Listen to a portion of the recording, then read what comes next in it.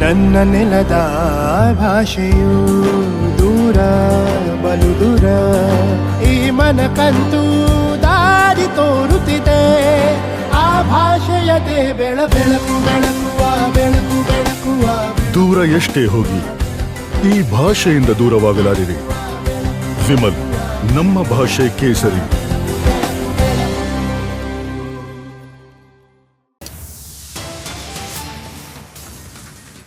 ಪ್ರಜ್ವಲ್ ರೇವಣ್ಣ ವಿರುದ್ಧದ ದೌರ್ಜನ್ಯದ ಕೇಸ್ಗೆ ಸಂಬಂಧಪಟ್ಟಂತೆ ಇದೀಗ ಎಚ್.ಡಿ. ದೇವೇಗೌಡ ಅವರ ನಿವಾಸಕ್ಕೆ ಆಗಮಿಸಿರ್ತಕ್ಕಂಥ ರೇವಣ್ಣ ಬ್ರೇಕಿಂಗ್ ಅಪ್ಡೇಟ್ ಬರ್ತಾ ಇದೆ. ಎಚ್.ಡಿ. ದೇವೇಗೌಡ ಅವರ ಜೊತೆ ಕಾನೂನು ಅಂಶಗಳ ಬಗ್ಗೆ ಚರ್ಚೆ ಮಾಡ್ತಾರಾ, ಮುಂದಿನ ಕಾನೂನು ಹೋರಾಟದ ಬಗ್ಗೆ ಚರ್ಚೆ ಮಾಡ್ತಾರಾ ಕಾದು ನೋಡಬೇಕಾಗಿದೆ. ಒಟ್ಟಿನಲ್ಲಿ ರೇವಣ್ಣ ಇದೀಗ ಎಚ್.ಡಿ. ದೇವೇಗೌಡ ಅವರ ನಿವಾಸಕ್ಕೆ ಆಗಮಿಸಿದ್ದಾರೆ. ಮುಂದಿನ ಕ್ರಮ ಏನು, ಮುಂದಿನ ಸಾಧ್ಯತೆಗಳೇನು, ಚರ್ಚೆ ಮಾಡ್ತಾರಾ ಏನು ಅಂತ ಕಾದು ನೋಡಬೇಕು. ಒಟ್ಟಿನಲ್ಲಿ ಇದೀಗ ದೇವೇಗೌಡರನ್ನ ಭೇಟಿ ಆಗೋದಕ್ಕೆ ರೇವಣ್ಣ ಆಗಮಿಸಿದ್ದಾರೆ.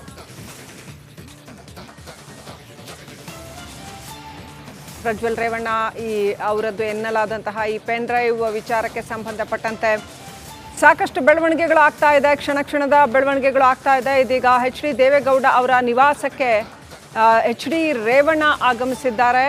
ಈಗ ತಾನೇ ಎಚ್.ಡಿ. ಕುಮಾರಸ್ವಾಮಿ ಅವರು ಮಾತನಾಡಿದ್ರು ಮಾಧ್ಯಮಗಳಿಗೆ, ನಾವು ಡಿವೈಡ್ ಆಗಿದ್ದೇವೆ ಅನ್ನೋಂಥದ್ದನ್ನು ಹೇಳಿದ್ರು. ಈ ಕ್ಷಣ ದೇವೇಗೌಡರ ನಿವಾಸದ ಹತ್ರ ಏನಾಗ್ತಾ ಇದೆ ಅಪ್ಡೇಟ್ ತಗೊಳ್ಳೋಣ. ನಮ್ಮ ಪ್ರತಿನಿಧಿ ಸತೀಶ್ ಕನೆಕ್ಟ್ ಆಗಿದ್ದಾರೆ. ಸತೀಶ್, ಎಚ್.ಡಿ. ರೇವಣ್ಣ ಬಂದರು ಅಂತ, ಸೊ ಏನು ನಡೀಬೋದು ಮುಂದೆ? ಬೆಳಗ್ನಿಂದಲೂ ಅಲ್ಲಿ ಏನು ನಡೀತಾ ಇದೆ ದೇವೇಗೌಡರ ನಿವಾಸದ ಹತ್ರ?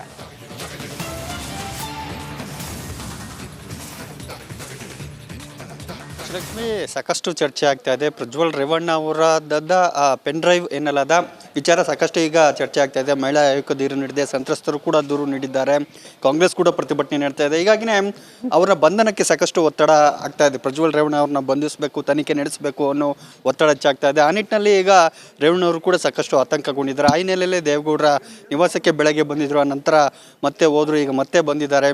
ಪ್ರಮುಖವಾಗಿ ಮುಂದಿನ ಕಾನೂನು ಪ್ರಕ್ರಿಯೆಗಳ ಬಗ್ಗೆ ಚರ್ಚೆ ನಡೆಸ್ತಾ ಇದ್ದಾರೆ. ಏನಾಗ್ಬೋದು ಈ ಪ್ರಕರಣದಲ್ಲಿ? ಸರ್ಕಾರ ಈಗ SIT ತನಿಖೆ ಕೊಟ್ಟಿದೆ, ತನಿಖೆಯನ್ನು ಮಾಡ್ತಾ ಇದ್ದಾರೆ. ಪ್ರಜ್ವಲ್ ರೇವಣ್ಣ ವಿದೇಶದಲ್ಲಿದ್ದಾರೆ, ಅವರನ್ನು ವಾಪಸ್ ಕರೆಸ್ಬೇಕಾಗತ್ತೆ. SIT ತನಿಖೆಗೆ ಅವ್ರಿಗೂ ಕೂಡ ನೋಟಿಸ್ ಕೊಡ್ಬೋದು, ಹಾಗಾಗಿ ವಾಪಸ್ ಕರೆಸ್ಬೇಕಾ, ಅಥವಾ ಆ ಸಂದರ್ಭದಲ್ಲಿ ಈಗಾಗಲೇ ಪ್ರಾಥಮಿಕ ತನಿಖೆ ಮಾಡ್ತಾರೆ SIT ಅವರು, ಪೆನ್ ಡ್ರೈವ್ ಅವ್ರದ್ದೇ ಅಂತ ಗೊತ್ತಾದರೆ ಅವರ ಬಂಧನ ಸಾಧ್ಯತೆ ಇದೆಯಾ? ಆಗ ನಾವೇನು ಕ್ರಮ ತೆಗೆದುಕೊಳ್ಬೋದು? ಕಾನೂನು ಮುಖಾಂತರ ಆಂಟಿಸಿಪೇಟರಿ ಬೇಲ್ ತೆಗೆದುಬೋದಾ? ಈ ಎಲ್ಲ ಅಂಶಗಳ ವಿಚಾರವಾಗಿ ದೇವೇಗೌಡರ ಬಳಿ ಚರ್ಚೆ ಮಾಡ್ತಾ ಇದ್ದಾರೆ, ಕಾನೂನು ತಜ್ಞರ ಬಳಿ ಚರ್ಚೆ ಮಾಡ್ತಾ ಇರ್ತಾರೆ. ಆ ನಿಟ್ಟಿನಲ್ಲೇ ದೇವೇಗೌಡ ಸಲಹೆಯನ್ನು ಪಡ್ಕೊಂಡು ಮುಂದಿನ ತೀರ್ಮಾನವನ್ನು, ಕಾನೂನು ಪ್ರಕ್ರಿಯೆಯನ್ನು ನಡೆಸುವ ಸಾಧ್ಯತೆ ಇದೆ. ಆ ನಿಟ್ಟಿನಲ್ಲಿ ಚರ್ಚೆಯನ್ನು ಮಾಡ್ತಾ ಇದ್ದಾರೆ ಅಂತ ಹೇಳಲಾಗ್ತದೆ. ಶ್ರೀಲಕ್ಷ್ಮಿ, ಈಗ ಇದು ಸಾಕಷ್ಟು ಮುಜುಗರ ತಂದಿದೆ ಅವರ ಕುಟುಂಬಕ್ಕೆ ಮತ್ತು ಪಕ್ಷಕ್ಕೆ. ಆ ಹಿನ್ನೆಲೆಯಲ್ಲಿ ಈಗ ಮುಂದಿನ ಕ್ರಮ ಏನು ತಗೋಬೇಕು ಅನ್ನೋದು ಕೂಡ ಕುಮಾರಸ್ವಾಮಿಯವರು ಒಂದು ಕಡೆ ಕ್ರಮ ತೆಗೆದುಕೊಳ್ತೀವಿ ಅಂತ ಹೇಳ್ತಾ ಇದ್ದಾರೆ. ಅದು ಪಕ್ಷದ ಕ್ರಮ. ಆದರೆ ಕಾನೂನು ಕ್ರಮಗಳು ಏನಾಗುತ್ತೆ, ಅದಕ್ಕೆ ಯಾವ ರೀತಿ ನಾವು ಮುಂಜಾಗ್ರತಾ ಕ್ರಮ ತೆಗೆದುಕೊಳ್ಬೇಕು ಅನ್ನೋ ರೇವಣ್ಣ ಚರ್ಚೆ ಮಾಡ್ತಾ ಇದ್ದಾರೆ. ಮುಂದೆ ಕಾದು ನೋಡಬೇಕು ಕಾನೂನು ತಜ್ಞರು ಏನು ಸಲಹೆ ಕೊಡ್ತಾರೆ. ಅನಂತರ ಅವರು ಕೋರ್ಟಲ್ಲಿ ಆಂಟಿಸಿಪೇಟರಿ ಬೇಲ್ಗೆ ಅಪ್ಲೈ ಮಾಡ್ತಾರೆ ಅಥವಾ ಬೇರೆ ಏನು ಕ್ರಮ ತೆಗೆದುಕೊಳ್ತಾರೆ ಕಾದು ನೋಡಬೇಕಾಗುತ್ತೆ. ಸದ್ಯಕ್ಕಂತೂ ರೇವಣ್ಣ ಅವರು ಆತಂಕಗೊಂಡಿದ್ದಾರೆ. SIT ತನಿಖೆ, ಮಹಿಳಾ ಆಯೋಗ ಎಲ್ಲ ಪ್ರಕರಣಗಳನ್ನು ನೋಡ್ತಾ ಇದ್ದಾರೆ. ಮುಂದೆ ಏನಾಗುತ್ತೆ ಅನ್ನೋದು ಕುತೂಹಲ ಮೂಡಿದೆ. ಆ ಹಿನ್ನೆಲೆಯಲ್ಲಿ ಕಾನೂನು ತಜ್ಞರ ಸಲಹೆ ಪಡೆದು ಮುಂದಿನ ಕ್ರಮ ತೆಗೆದುಕೊಳ್ತಾರೆ. Srilakshmi, right, thank you Satish ಡೀಟೇಲ್ಸ್ಗಾಗಿ.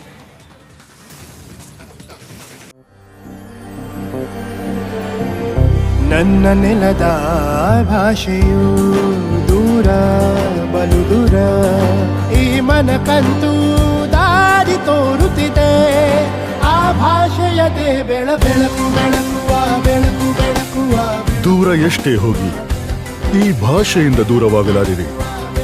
Vimal, ನಮ್ಮ ಭಾಷೆ ಕೇಸರಿ.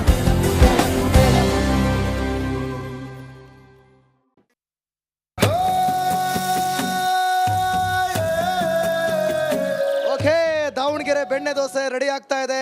ರಿಪಬ್ಲಿಕ್ ಕನ್ನಡ ದಾವಣಗೆರೆ ಲೋಕಸಭಾ ಕ್ಷೇತ್ರಕ್ಕೆ ಎಂಟ್ರಿ ಕೊಟ್ಟಿದ್ದೇವೆ. ವೀಕ್ಷಕರೇ, ಪ್ರತಿಯೊಂದು ಕ್ಷೇತ್ರದಲ್ಲೂ ಕೂಡ ಜನರ ಅಭಿಪ್ರಾಯವನ್ನು ಸಂಗ್ರಹ ಮಾಡ್ತಿದ್ದೇವೆ. ಅದೇ ರೀತಿ ದಾವಣಗೆರೆ ಲೋಕಸಭಾ ಕ್ಷೇತ್ರಕ್ಕೂ ಕೊಟ್ಟಿದ್ದೇವೆ. ಬಹಳ ಫೇಮಸ್ ದಾವಣಗೆರೆ ಬೆಣ್ಣೆ ದೋಸೆ. ಎಸ್, ಅದಕ್ಕೂ ಮುಂಚೆ ನೋಡ್ರಿ, ಜನ BJP ಬೇಕು ಅಂತಾರ, ಕಾಂಗ್ರೆಸ್ ಅಂತಾರ, ಏನಂತಾರೆ, ಜನರ ಅಭಿಪ್ರಾಯವನ್ನು ನಾವು ಸಂಗ್ರಹ ಮಾಡೋಣ.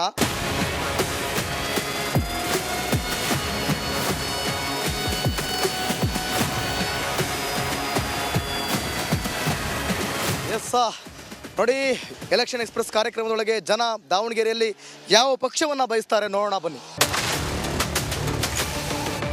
ನಮಸ್ಕಾರ ಅಣ್ಣ, ಆರಾಮ? ಊಟ ಮಾಡ್ತಾ ಇದ್ದೀರಾ? ಮಾಡ್ತೀನಿ, ಬರೀ ಊಟ ಮಾಡೋಣ. ಈ ಜನುಮವೇ ಆಹ ದೊರಕಿದೆ ರುಚಿ ಸವಿಯಲು.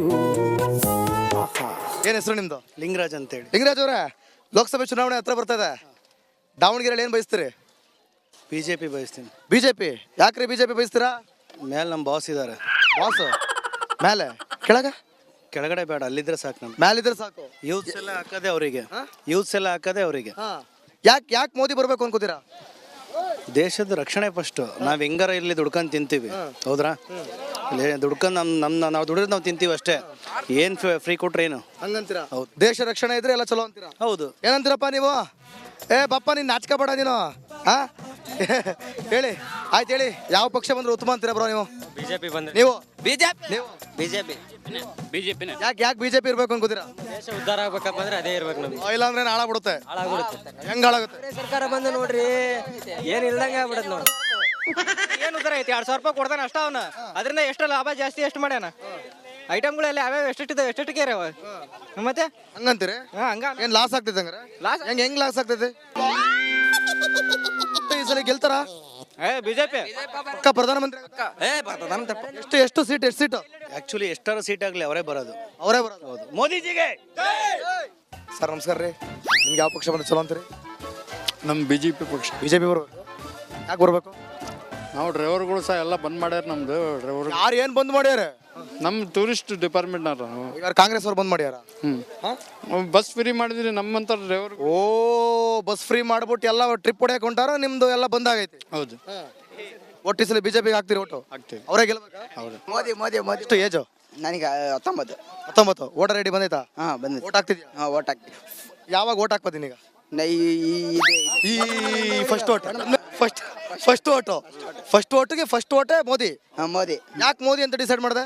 ಅವರೆಲ್ಲ ಇದೆಲ್ಲ ಕಂಪ್ನಿ ಇದು ಮಾಡ್ತಿದಾರ ಹಂಗೆ. ಕಂಪ್ನಿ ಒಳ್ಳೆ ಒಟ್ಟು ಇಲ್ಲ ಗೀರಿ ಎಲ್ಲ ಇದು ಮಾಡ್ತಾ ಇದಾರೆ. ನೀರು ಕಾಂಗ್ರೆಸ್ ಬಂದಾಗ ಇಲ್ಲಿ ಎಲ್ಲಿ ಬಂದಿತ್ತಲ್ಲಪ್ಪ ನೀರು? ಬರಗಾಲ ಹೌದಲ್ಲ? ಕಾಂಗ್ರೆಸ್. ಯಾಕ್ರಿ ಕಾಂಗ್ರೆಸ್ ಬರ್ಬೇಕು? ಕಾಂಗ್ರೆಸ್ ನಮ್ಮ ಅವ್ರು 3 ಟೈಮ್ ಚಾನ್ಸ್ ಕೊಟ್ಟಾರ. ಈಗ 4ನೇ ಟೈಮ್ ಇವ್ರಿಗೆ ಕೊಡ್ತಾರ ಅಷ್ಟೇ. 3 ಟೈಮಾ? ಯಾರಿಗೆ 3 ಟೈಮ್? 2 ಟೈಮ್ ಕಣ್ರಿ. 2 ಟೈಮಾ 3 ಟೈಮು? 2 ಟೈಮು 10 ವರ್ಷ. ಈಗ ನೆಕ್ಸ್ಟ್ ಇವ್ರಿಗೆ ಕೊಡ್ತಾರ ಅಷ್ಟೇ. ಇವ್ರಿಗೆ ಕೊಡ್ತಾರೆ.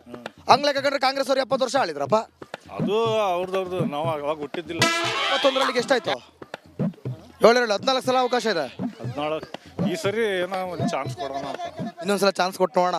10 ವರ್ಷ ಯಾಕೋ ಬೋರ್ ಆಯ್ತು ಅಂತೀರಾ? ಕಾಂಗ್ರೆಸ್ ಒಂದ್ಸಲ ಹೋಗೋಣ ಅಂತ. ಏನ್ರಪ್ಪ? ನಮ್ ಬಿಜೆಪಿ ಸರ್ಕಾರ ಬಂದ್ರೆ ದೇವ್ರು ಒಳ್ಳೇದ್ ಮಾಡ್ತಾನೆ. ನಿಮ್ಮ ಇಷ್ಟ. ಓಟ್ ಹಾಕೋದಾದ್ರೆ ಬಿಜೆಪಿಗೆ ಓಟ್ ಹಾಕ್ರಿ.